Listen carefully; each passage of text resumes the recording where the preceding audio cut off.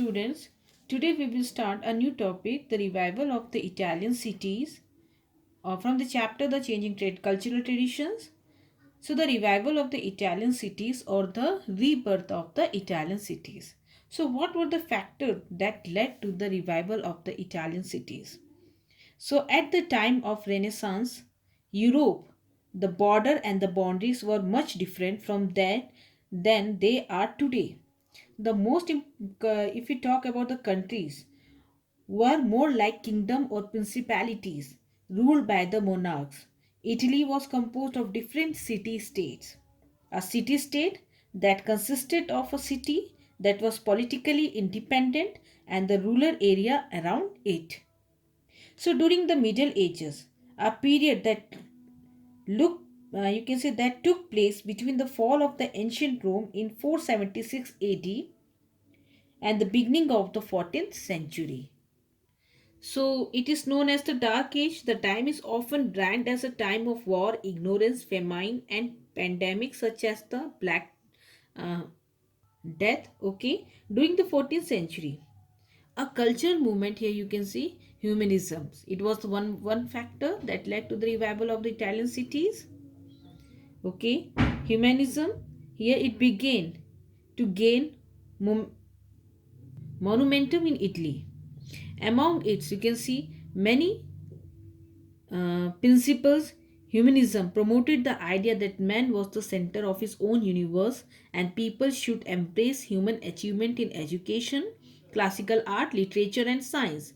So, in 1450, you can see the invention of Gutenberg press here. Printing press it allowed the improved communication throughout Europe and for idea to spread more quickly. So, as a result of the advance in communication, you can see little known texts from the early humanist authors, okay, such as those by Petrarch, which promoted the renewal of the traditional Greek and Roman culture, and values were printed and distributed to the masses. So, here you can see with the invention of this press, it became the medium of communication for the authors to promote more Roman cultures and values, and it was printed and distributed to the masses. So, then here you can see this Medici families, this Italian family of bankers, merchants, and the rulers. Okay, if we talk about Florence in Italy, a place where a rich cultural history where wealthy citizen would afford to support budding artists. So members of the powerful Medici family here, which ruled France for more than 60 years, were the first to attain wealth and political power in Florence. So, in the 13th century, through its success in the commerce and banking, this rich merchant and banker they were actively participated in governing the city, and this helped the idea of citizenship to strike root. And these many merchant now they patronize the artist as a result. You can see the writers and the artists they got a chance to freely show their abilities. Only Florence, they patronized numerous artists, the writers like Dante, then you can see Petrarch and Leonardo. So when we talk about the Italy, it was the birthplace of the ancient Roman civilization. Okay, you can see the several monuments of the ancient Roman civilization found in Italian towns remind people of the Renaissance.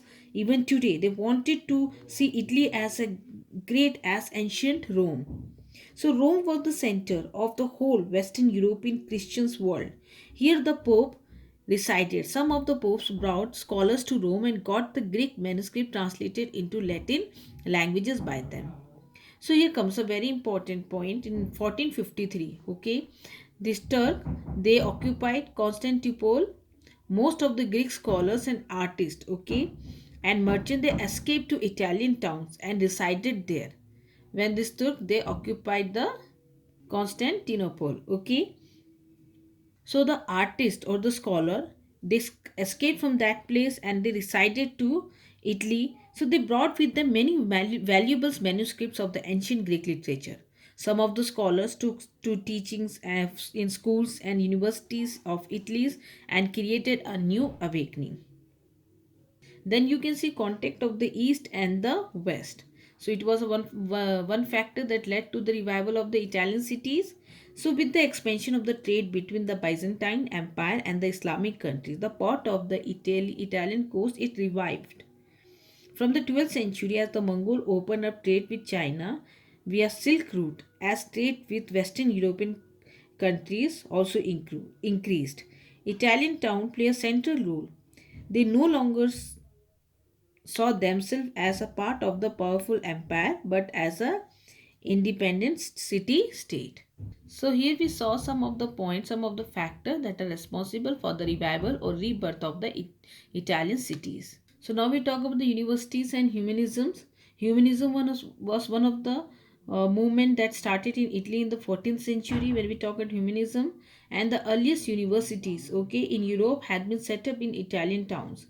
So the University of Padua and you can see Bologna have been the center of legal studies. It is a center of the legal study. And if you talk about the commerce, it was the main activity, so the chief activities. And you can see because of this there was an active you can see demand, increasing demand of the lawyers and the notaries to write and interpret rules and written agreements, without which trade on large scale was not possible. That's why there was a demand of this law, to study the law. So law was therefore a popular subject of study, but the law was read in the context of the earlier Roman culture. So here come Francesco Petrarch. He represented this change. He was called the father of humanism. If we talk about the law which was read in the context of the earlier Roman culture, so he said that Roman culture was a distinctive civilization which could be best understood through the actual word of the ancient Greeks and Roman, and he therefore stressed the importance this of a close reading of this ancient authors. So there was much to be learned which religious teaching alone could not give. So this was the culture which historians you can see in the 19th century label it as a humanism. So by the early 15th century you can see the term humanist was used for the master who taught grammar, poetry, history and moral philosophy. So, if we talk about humanism or humanities, it was derived from the Latin word uh, humanitas. It has been derived from the Latin word that we call humanitas, and used many centuries by the Roman lawyers and essay Cicero. Cicero used this word, and contemporary of the Julius, who was the contemporary of Julius Caesar. And you can say these subjects were not drawn from or connected to religion and emphasized skill developed by individual through discussion and debate. So this idea, this revolutionary idea attracted attention to many other universities, particularly in the newly established university in Petrarch's own hometown of Florence. So the city Florence, if we talk about the city Florence, it is not only the city of learning, you can see, but as a center of trade also. So it is known by its great citizens as much as by its wealth, and Florence had come to be known as, you can see, Dante Ali Gahiari. Dante Ali Gahiari, and here you can see a layman who wrote on religious theme, and you can see Giotto, an artist, who painted life-like portraits, very different from the stiff figures done by the earliest artists. So Giotto was a painter, who painted a you can say life-like pictures or portraits. From this onward, this city, Florence, it becomes the city of intellectual cities. So Petra, Dante, and Giotto's, are a Renaissance. They were called Renaissance men.